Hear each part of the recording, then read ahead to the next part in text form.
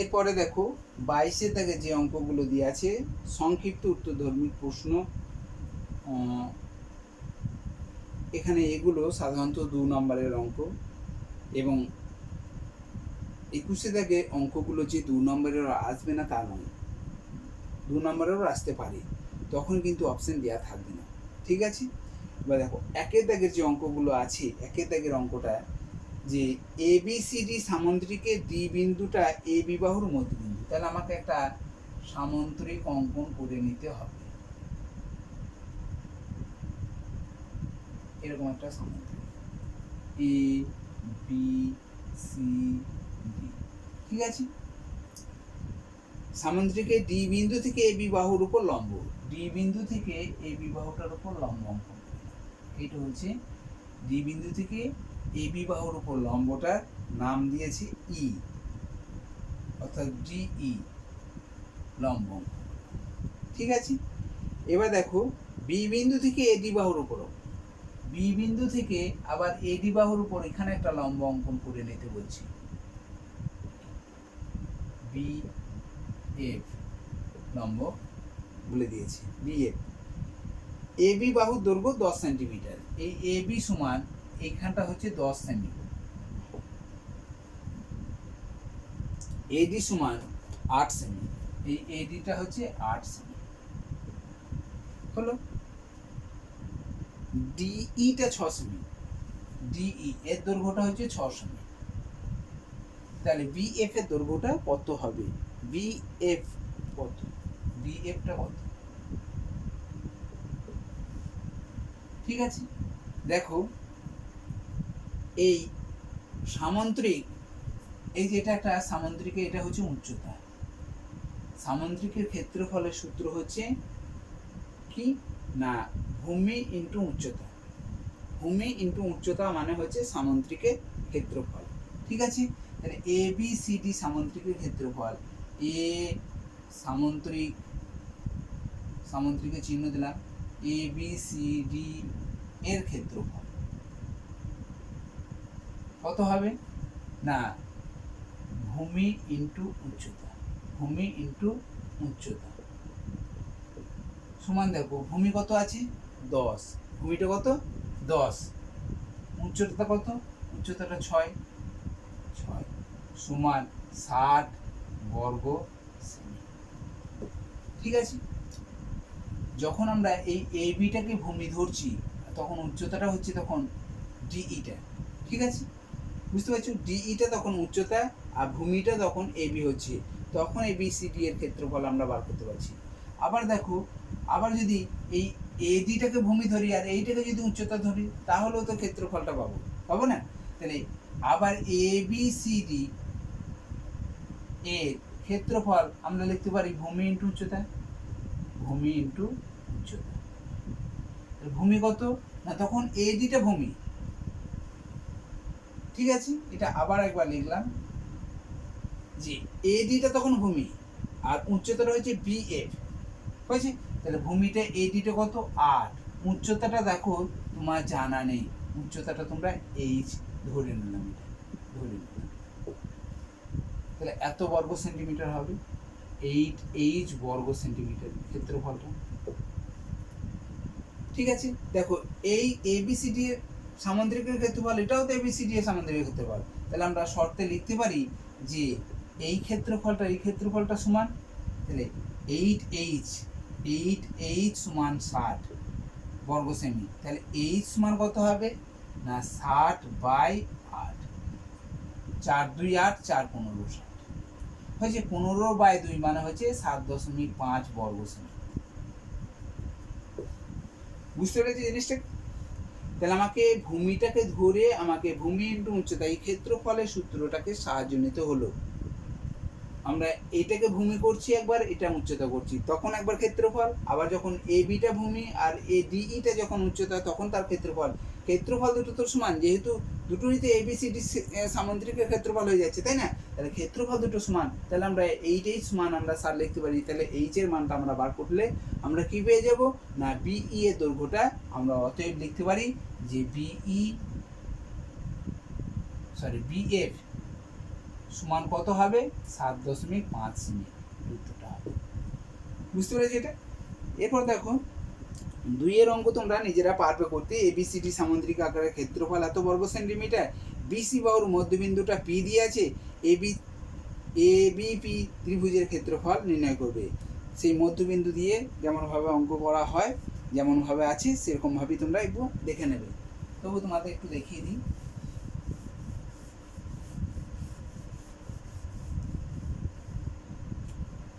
দেখো এবিসিডি সামুদ্রিক আকারের ক্ষেত্রফল 100,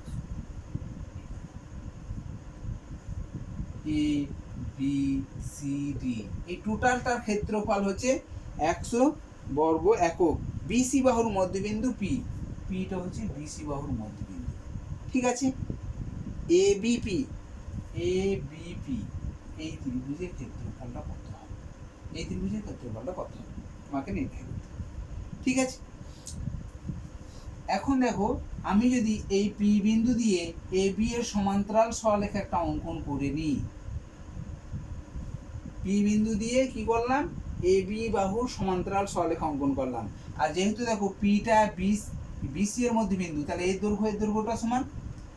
আবার এর সমান্তরাল অঙ্কন করছি, তাহলে এই বাহুটা সমান। তাহলে এটাও আমরা একটা পিএন ধরলাম। তাহলে এ বি পিএন এটা একটা সামুদ্রিক উৎপন্ন হয়ে গেল। আর এই সামুদ্রিকের ক্ষেত্রফল আর এই সামুদ্রিকের ক্ষেত্রফলটা সমান হবে, কারণ এই বাহুটা সমান। আবার এই বাহুটা সমান, এটা সমান হচ্ছে। আবার কি না, বিসি বাহুর দৈর্ঘ্যটা এবি বাহুর দৈর্ঘ্যের সঙ্গে সমান, তাহলে তার অর্ধেকগুলো সমান হবে। তাহলে এই দিকে যে সামুদ্রিকটা উৎপন্ন হলো, সেই সামুদ্রিকের ক্ষেত্রফলটা কত হবে, সামান্তরিক এ বি পি এন এর ক্ষেত্রফল সমান দেখো হাফ কার ক্ষেত্রফল, এবিসিডি সামুদ্রিকের ক্ষেত্রফল, এবিসিডি সামুদ্রিকের ক্ষেত্রফল।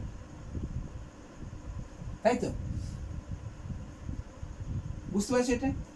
এবিপিএন এই সামুদ্রিকের ক্ষেত্রফলটা এবিসিডি এর ক্ষেত্রফলের অর্ধেক। এবিসিডি এর ক্ষেত্রফল কত দিয়ে আছে, 100 বর্গ সেমি সমান দেখো 50 বর্গ সেন্টিমিটার হচ্ছে এর ক্ষেত্রফল। কার, এবিপিএন সামুদ্রিকের ক্ষেত্রফল। আবার দেখো এবিপিএন সামুদ্রিকের এপিটা হচ্ছে কর্ণ, তাহলে এবিপি এর ক্ষেত্রফল আর এপিএন এই ত্রিভুজের ক্ষেত্রফল, এই দুটো ত্রিভুজের ক্ষেত্রফল আবার সমান হয়ে যাবে। তাহলে এই দুটোর ক্ষেত্রফল হচ্ছে 50, তাহলে একটা ক্ষেত্রফল কত হবে 25। সেটাকে আমরা তোমাকে ভাষায় লিখতে হবে যে এ ত্রিভুজ এ বি পি এর ক্ষেত্রফল সমান হাফ সামুদ্রিক এ বি পি এন। ঠিক আছে? এগুলো ক্ষেত্রফল লিখবে। তাহলে দেখো হাফ সামন্তরিক কি আছে, সামন্তরিক এ বি পি এন এর ক্ষেত্রফলটা কত 50, তাহলে 50 বর্গ সেমি। ঠিক আছে? সমান দেখো 25 বর্গ সেন্টিমিটার। বুঝতে পেরেছো এটা? তাহলে এটা 2 এর দাগের অঙ্কটা হলো। এরপর দেখো আমাদের 3 এর দাগের যে অঙ্কটা আছে সেটা দেখি।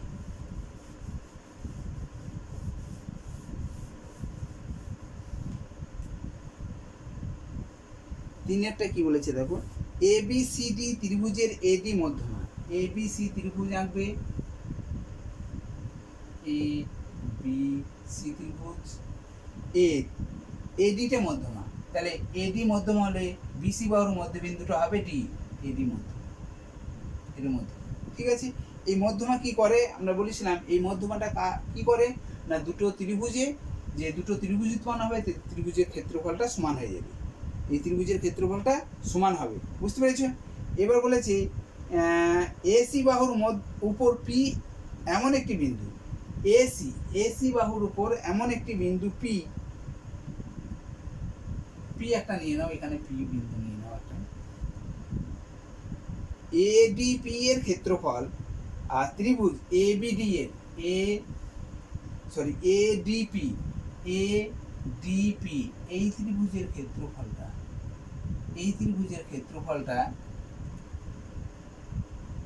আর এবিডি ত্রিভুজের ক্ষেত্রফল, এবিডি ত্রিভুজের ক্ষেত্রফল।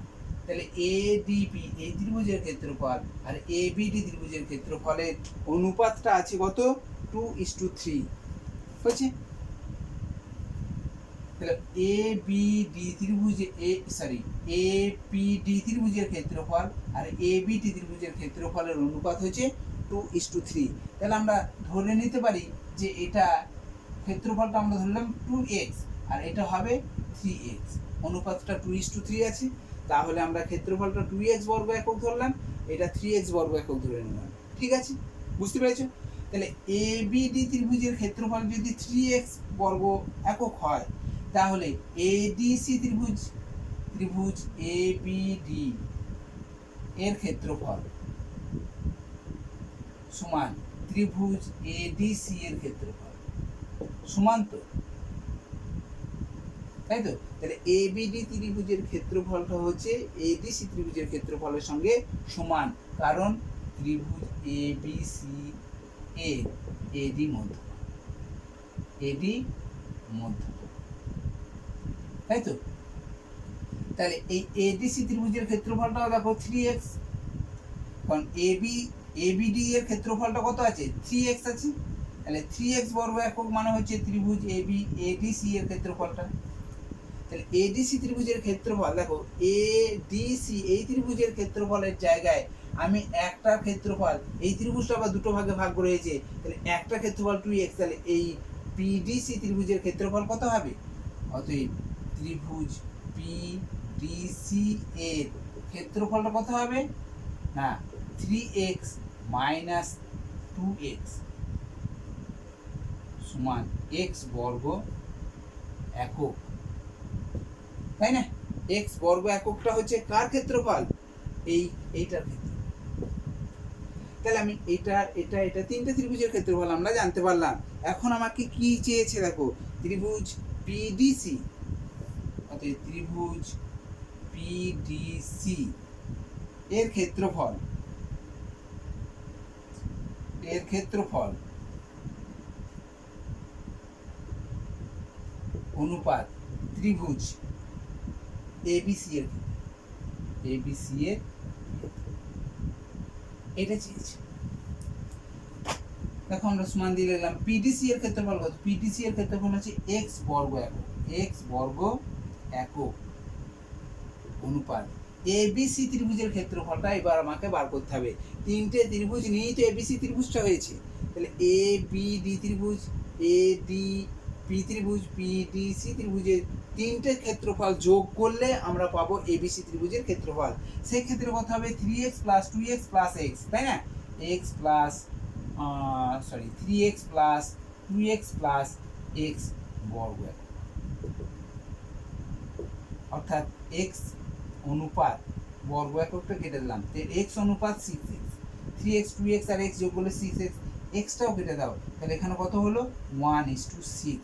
তাহলে এই পিডিসি ত্রিভুজের ক্ষেত্রফল আর এবিসি ত্রিভুজের ক্ষেত্রফলের অনুপাত হচ্ছে কত? 1:6। বুঝতে পেরেছো? এরপরেই দেখো 4-এর দাগের যে অঙ্কটা আছে সেটা একটু দেখো। বলছে এবিডি একটি সামন্ত্রিক, এবিডিই একটা সামন্ত্রিক, এটা একটা সামন্ত্রিক, এবিডিই একটা সামন্ত্রিক। এই সামন্ত্রিকের এফটা হচ্ছে ইডি এর মধ্যবিন্দু, এফটা হচ্ছে ইডি এর মধ্যবিন্দু। তাহলে এই এফ ইডি এর মধ্যবিন্দু এফ। এবিডি ত্রিভুজের ক্ষেত্রফল 20 বর্গ সেমি। এবিডি ত্রিভুজটা এবার আঁকতে হবে। তাহলে দেখো এবিডি, তাহলে এইটা হবে এই যোগ করে দিলে এবিডি ত্রিভুজ। তাহলে এবিডি ত্রিভুজের ক্ষেত্রফলটা কার সঙ্গে সম্পর্কযুক্ত? দেখো, ত্রিভুজ এবিডি এর ক্ষেত্রফল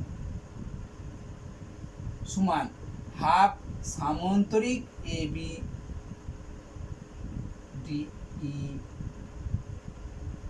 এর ক্ষেত্রফল, তাই না? কারণ এই ত্রিভুজটা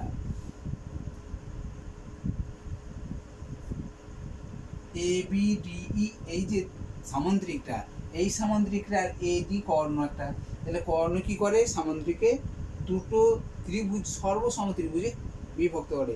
সর্বসম ত্রিভুজ মানে এই ত্রিভুজের ক্ষেত্রফল এই ত্রিভুজের ক্ষেত্রফলটা সমান হয়ে যাচ্ছে, তাহলে এর ক্ষেত্রফলটা কত হবে আমাকে হিসাব করে দেখতে হবে।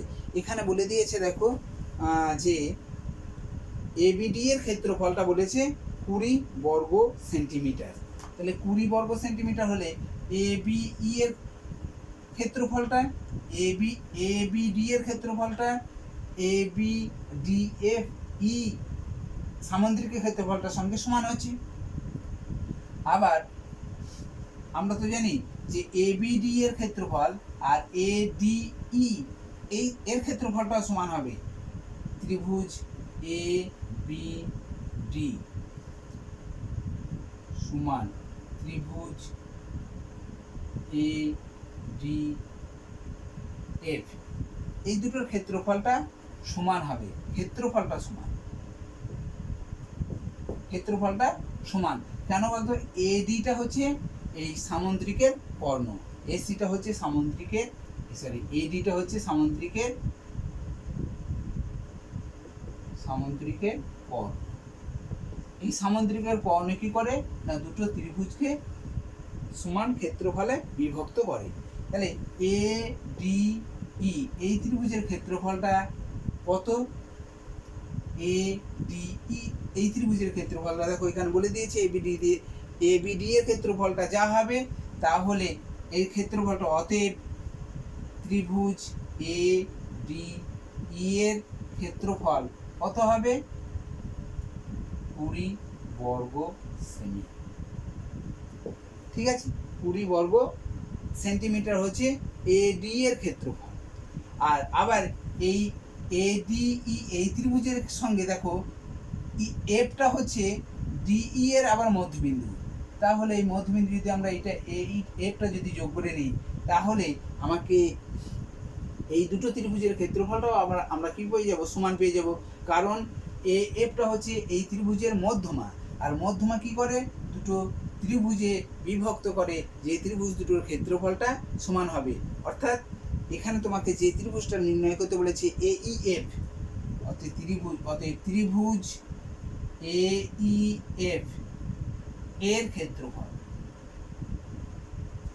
সমান হাফ ত্রিভুজ এডিই এর ক্ষেত্রফল।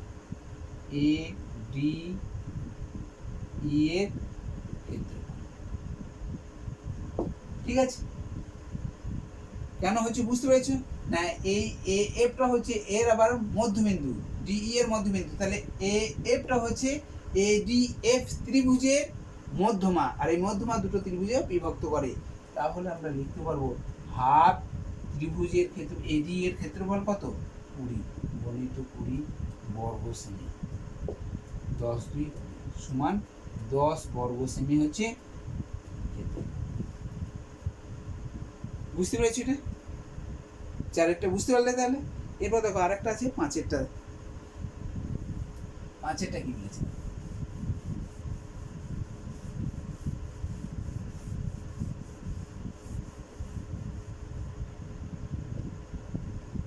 পাঁচের কি অঙ্কটা কি বলেছে?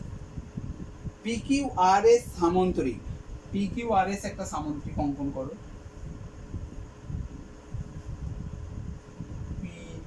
পিকিউআরএস এই সামান্তরিকের এক্স এবং ওয়াই যথাক্রমে পি কিউ এবং এস আর এর মধ্যবিন্দু। এসটা হচ্ছে পি কিউ এর মধ্যবিন্দু এক্স, আর আর এস এর মধ্যবিন্দু হচ্ছে ওয়াই। ঠিক আছে, এবার দেখো কর্ণ এস কিউ যুক্ত করো। কর্ণ এস আর কিউ এইটা যোগ করে দাও, এই কর্ণটা যোগ করে নাও। ঠিক আছে, সামান্তরিক x Q R Y, x Q R Y, তাহলে এই এক্স ওয়াইটা যোগ করতে হবে, তাই না? এই এক্স ওয়াইটা যোগ করলে দেখো এই সামান্তরিকটা এক্স কিউ আর ওয়াই, এই সামান্তরিক একটা উৎপন্ন হয়েছে। আর এখানে বলছে কিউ এস আর, কিউ কিউ এস আর, এই ত্রিভুজটা, এই ত্রিভুজের ক্ষেত্রফল আর এক্স কিউ আর ওয়াই সামান্তরিকের ক্ষেত্রফলের সঙ্গে কি অনুপাতটা হবে। ঠিক আছে, দেখো আমরা জানি এই পি কিউ আর এস একটা সামান্তরিক, তাহলে সামুদ্রিকের বিপরীত বাহুগুলো দৈর্ঘ্য সমান হয়, অর্থাৎ পি কিউ সমান আর এস। আবার দেখো পি কিউ এর মধ্যবিন্দু এক্স, আবার আর এস এর মধ্যবিন্দু ওয়াই। তাহলে এই মধ্যবিন্দু যদি সংযোগ সরলরেখা দিয়ে যোগ করে নিই, এই এক্স আর ওয়াই বিন্দু দুটো যদি যোগ করি, তাহলে এইদিকে যে সামন্ত্রিকটা পাবো, এই সামন্ত্রিকটা কি না টোটাল সামন্ত্রিকের অর্ধেক হয়ে যাবে, ক্ষেত্রফলটা অর্ধেক হবে। কারণ এই ক্ষেত্র এইদিকে যে সামন্ত্রিকটা আর এই উপর দিকে যে সামন্ত্রিকটা, এদের ক্ষেত্রফলটা সমান। তাহলে আমরা লিখতে পারি না এক্স কিউ আর ওয়াই, এই যে সামন্ত্রিকটা হলো, এই সামন্ত্রিকের ক্ষেত্রফলটা অবশ্যই পি কিউ আর এস সামন্ত্রিকের ক্ষেত্রফলের অর্ধেক হবে। তাহলে আমরা কি লিখবো, যে সামন্ত্রিক এক্স কিউ আর ওয়াই এর ক্ষেত্রফল সমান দেখো half সামন্ত্রিক P Q R S এর ক্ষেত্রফল। ঠিক আছে, বুঝতে পেরেছো এটা? আবার দেখো যে এইটা হচ্ছে আর এসটা হচ্ছে, দেখো এই কিউ আর এস ত্রিভুজের ভূমি, কিউ আর এস ত্রিভুজের ভূমি। আবার পি কিউ আর এস সামন্ত্রিকটারও ভূমি হচ্ছে আর এস, তাই না? কিউ আর এস এই ত্রিভুজটার ভূমিটা হচ্ছে কি আর এসটা। আবার দেখো পি কিউ আর এস এই সামন্ত্রিকটার ভূমিটাও তো আর এস, লিখতেই পারি।